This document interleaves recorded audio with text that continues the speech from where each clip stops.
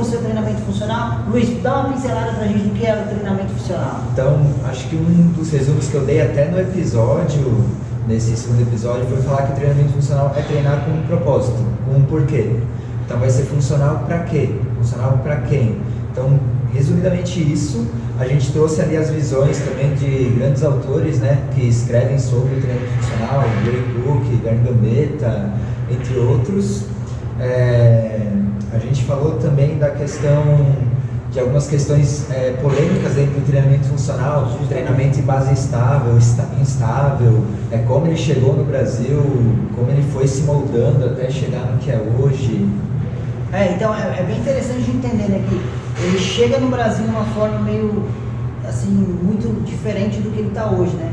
E todo mundo relaciona muito o treinamento funcional com base estável. Então lá no começo, todo mundo relacionava o treinamento funcional no Brasil, pelo menos, como base estável, né? E aí muita gente, assim como a gente, não concordava, né? E tipo, a gente pega outros pensadores como o Santana, né? A gente também explanou a questão da pirâmide, né? A pirâmide com a base no chão e a pirâmide com o ápice no chão. Isso. Onde a pirâmide com a base no chão tem uma estrutura mais segura, né? Ela está estável. E a pirâmide com o ápice no chão seria um treinamento com base instável, né? As vertentes de força vão agir sobre essa pirâmide invertida e vão desequilibrar a pirâmide, seja qual for o vetor de força, ao contrário de uma pirâmide que ela está com a base no chão, né? Então só o Luiz vai desenhar para vocês aqui, ó, nosso desenhador master, pichador lá de São Paulo aí, importado pela Nine. Ó, aqui a gente tem uma pirâmide de base estável e aqui a gente tem uma pirâmide de base instável, né? Então, só para complementar ali, como ela está com a base instável, ou seja, com o ápice dela no chão, qualquer vetor de força que agir sobre ela vai fazer com que a gente tenha um desequilíbrio. Já nessa outra pirâmide, ela está estável. Qualquer força externa que vai agir sobre ela não vai fazer com que ela perca o equilíbrio, né? Justamente, se a gente pegar e analisar, se a gente inserir uma força aqui, ela vai incidir aqui. Só que qualquer movimento que a gente trabalhar, ela pode mover para cá, ela pode mover para cá. Dessa forma, a gente não consegue ter um treinamento com uma base de força tão forte. E a gente sabe que já tem estudos, o bom, o mal e o feio. São duas partes de um artigo bem interessante. Eu não lembro quem escreveu, eu tenho que lembrar, mas que fala justamente isso. Aqui a gente não consegue produzir força. Aqui nessa base a gente consegue produzir força. E o que vem agora mais ainda, já que a gente está falando em pirâmide, o que a gente vai fazer? A gente vai pegar outra pirâmide. A gente vai só fazer assim, para vocês entenderem que é o treinamento funcional. Agora é a pirâmide de Gray Cook.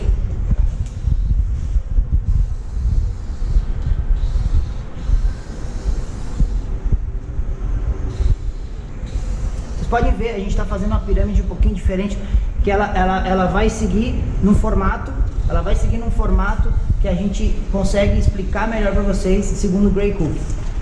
Quando a gente tem uma pirâmide dessa forma, a gente tem uma pirâmide equilibrada. E a base da pirâmide? A gente acabou de falar lá em cima que a gente precisa ter base na pirâmide. E a base da pirâmide é o que, Luiz? Movimento funcional. Movimento funcional. E quais seriam os movimentos funcionais?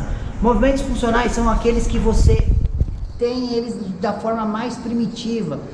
Sentar, que é o agachar, o empurrar, o saltar, o rolar. Esses são movimentos que a gente chama, uma parte dos movimentos funcionais que eles são primitivos, eles nascem com a gente não aprende a fazer isso. Então a gente precisa ter esse movimento, essa base para a gente poder fazer isso. Depois que a gente sai desse movimento funcional, aqui a gente vai ter o que? A performance. A gente vai ter a performance funcional. E por que vem a performance como segundo plano? Se você não se move bem, você não vai conseguir produzir performance da forma mais eficiente.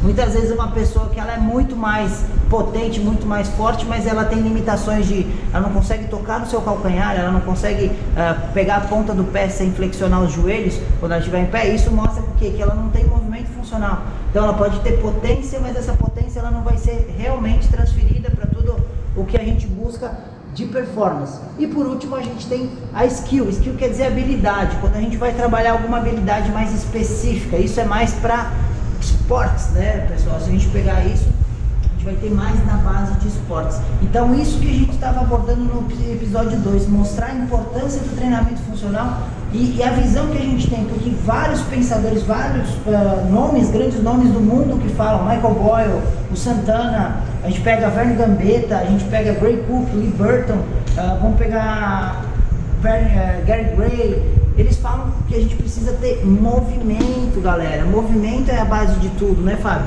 Com certeza. Um movimento bem executado, né? Uma boa amplitude de movimento, uma boa estabilidade articular, né? Ele vai ser um movimento mais seguro, independente de eu realizar ele com muita força ou com pouca força. Se eu sei utilizar o meu corpo de uma maneira mais equilibrada, uma maneira mais funcional, que é o que a gente está falando, né? Se eu sei utilizar o meu corpo dessa maneira, o meu risco de lesão ele vai ficar lá embaixo. Talvez, não vou dizer que um atleta não vai sofrer lesão, porque o atleta e a lesão estão aqui, né? Um pertinho do outro. Mas a probabilidade dele sofrer lesão por um movimento mal executado, por uma falha biomecânica, vai ser menor, não concorda? Vai ser muito menor. A gente tem um grande exemplo dentro que a gente tentou, não lembro se foi nesse episódio, eu acredito que não, acho que foi até num episódio mais pra frente. A gente citou o Tom Brady, que é o jogador de futebol americano. Essa base dele é muito forte. Como ele tem essa base muito forte, ele desenvolve muito bem o topo da pirâmide e é um dos caras que menos lesiona. E outra, né? A idade dele, né? Deve estar o quê? Com seus 42, mais ou menos? E falando nisso, galera, de que a gente estava mostrando como é o treinamento funcional, no episódio 2 a gente abordou uma polêmica, né? O treinamento funcional, se ele é só circuito, né? Vamos passar, que a gente sempre vai escrever um pouquinho aqui, ó.